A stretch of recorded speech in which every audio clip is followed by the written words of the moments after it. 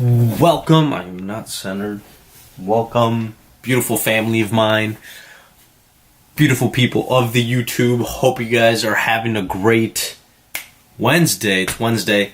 I didn't get to make a video yesterday like I wanted to. I wanted to make week 12, of course, of the NFL, which I didn't cover, which originally started from Thanksgiving to Sunday. So yeah, this is, by the time this goes up, it's probably going to be Thursday, week 13, so I guess we can touch a little bit on that.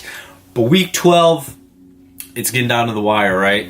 This is must-win time. You're entering must-win time if you want to make the playoffs. This is in the way, but yeah, you really can't afford to lose many more games here if you're trying to make the play, if you're in the hunt, right? You know those graphics that say the division leaders or the people that are ahead of the division, the wild card, and then in the hunt. If you're in the hunt, your margin of error is zero, really. But speaking of one of those teams that's in the hunt, my Green Bay Packers. God, this is a reoccurring theme. It's a sigh before diving into what happened in Pittsburgh, which looked great. When they were up 14, I predicted a 17. Hold on, sorry. Before I get too ahead of myself, I predicted a 17-13 Packers win. I thought it was going to be one of those fluke wins, and let's not forget that the Steelers have really been playing down to their competition. They lost in Chicago to the Bears, and they almost lost to the Andrew Luck-less Colts in Indianapolis.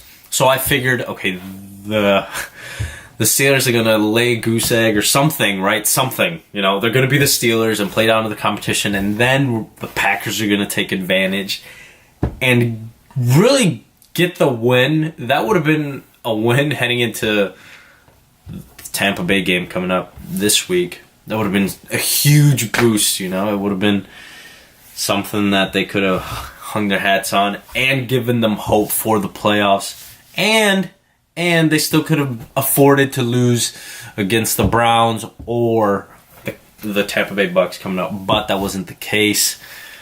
It looked great at one point.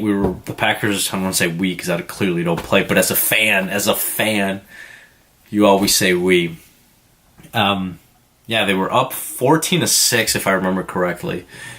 And I was like, okay, the Packers and they got the two, I believe Big Ben threw 2 picks. They got the turnovers, but it was the Steelers just having more playmakers than the Packers, really. And I think a huge, crucial play was that I think it was a 57-yard attempt by Mason Crosby, which I have no idea why Mike McCarthy would even want to attempt that, considering the longest field goal ever made at Heinz Field was a 53-yard field goal. So, I don't know. I think flipping the field on them and pinning them deep would have been a much better option. I think the Steelers did go on to score on that drive, but yeah, you could have pinned them deep, or you could have had them start from their own 25, right, if it would have gone in the end zone. But they got great field position around the 50-ish. And, that ended up tying the game, I believe. I think it would have been 28-28 at that point. Yeah, and then, of course, the last few drives from both teams where Jamal Williams from the Packers shouldn't have run out of bounds. That left time on the clock, and the Packers had to kick the ball back, and then Antonio Brown had a ridiculous catch. My God, at first glance I was like, okay, there's no way he caught that. And then they reviewed it, and I was like, my God, there was probably it's literally a game of inches. There was definitely less than maybe half an inch between his toe and the white line, and it was just an unbelievable catch. Great throw by Big Ben, and that ended up setting up the game-winning field goal for the Pittsburgh Steelers, which keeps them on pace with the Patriots on top of the AFC. Now, enough of my Green Bay Packers. Let's see what other big games there were. I know there wasn't too many, actually. I guess the big news is the Kansas City Chiefs, right? And I say it's big news because they were on a path to really... Wow, so the memory card on this thing died, and I was talking about the Chiefs, and I hope I can make this more concise. I was leading up to the Chiefs, right? Chiefs they look like the clear-cut favorites, especially early on. 5-6 games in, everybody thought they were going to... They literally looked like they were on a collision course with the Super Bowl. It didn't even matter who, they were just going to win it. But they've lost 3 in a row, and I think 5 of their last 6. They just don't look like a very good team, at least not the team that they were earlier in the year. Now, fortunately for them, they're in the AFC West, which you wouldn't have thought that last year, right? Last year, 2 years ago, probably the toughest division in football, but this year it looks like a team with maybe an 8-8 or 9-7 could probably win that division. So the Chiefs are not in a very good spot. I don't know what they're going to do with Alex Smith. Everybody thought that the drafting of that young quarterback, Mahomes, I want to say, or Mahomes, was going to kind of, light a fire under his behind. And he looked good the first couple games, and then the whole team really is just kind of on a downward spiral. Other games last week, of course, that was the Thanksgiving weekend, so the Vikings took on the Lions. I wanted both of them to lose, but of course that couldn't happen. Even a tie would have been great. But yes, the Vikings are just playing well with 3 different quarterbacks. Teddy Bridgewater, although he hasn't played, I'm aware. Sam Bradford, he played throughout Teddy Bridgewater's injury all of last year. Was it all last year? Yeah. And then now Case Keenum stepping up with Sam Bradford being injured. So, I mean, of course, the Vikings is probably... If you think of the Vikings, you probably think of their defense, which rightfully so. They have a really, really great defense.